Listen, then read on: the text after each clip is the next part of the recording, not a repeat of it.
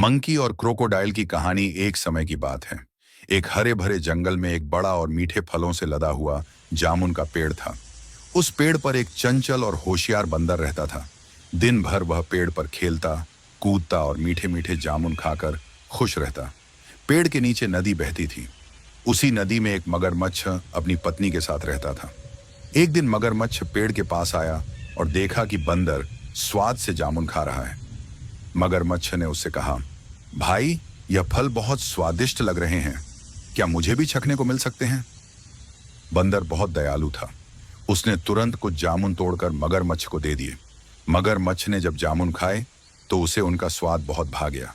उसने सोचा, वाह, ये तो बहुत मीठे हैं, मैं रोज यहीं आऊंगा।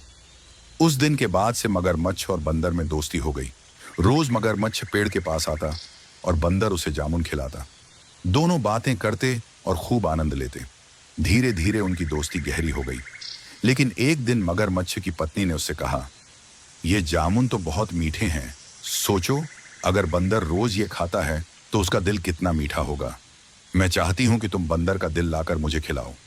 मगरमच्छ पहले तो हिचकिचाया, लेकिन पत्नी के बार बार दबाव डालने पर उसने बंदर को धोखा देने की योजना बनाई।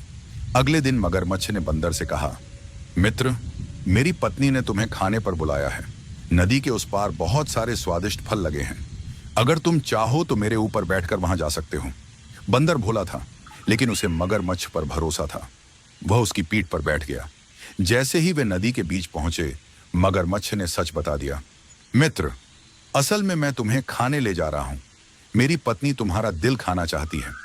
यह सुनकर बंदर चौंक गया, लेकिन उसने हिम्मत नहीं हारी।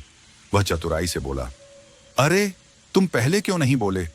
मेरा दिल तो मैं पेड़ पर ही छोड़ आया हूं। अगर तुम्हें चाहिए तो मुझे वापस ले चलो। मगरमच्छ उसकी बातों में आ गया और तुरंत वापस किनारे ले आया। जैसे ही किनारे पहुंचे, बंदर फुर्ती से पेड़ पर चढ़ गया और हंसकर बोला, मूर्ख मगरमच्छ, दिल कभी शरीर से अलग होता है क्या? तुमने मुझे धोखा दिया, अब हमारी दोस्ती खत्म। मगरमच्छ शर्मिंदा होकर चुपचाप नदी में लौट गया। सीख, मॉरल ऑफ द स्टोरी। यह कहानी हमें सिखाती है कि बुद्धि और समझदारी से हम किसी भी कठिन परिस्थिति से निकल सकते हैं। साथ ही हमें अपने दोस्तों को कभी धोखा नहीं देना चाहिए, वरना दोस्ती और भरोसा हमेशा के लिए टूट जाता है। 2 more stories, please like and subscribe and press the bell icon.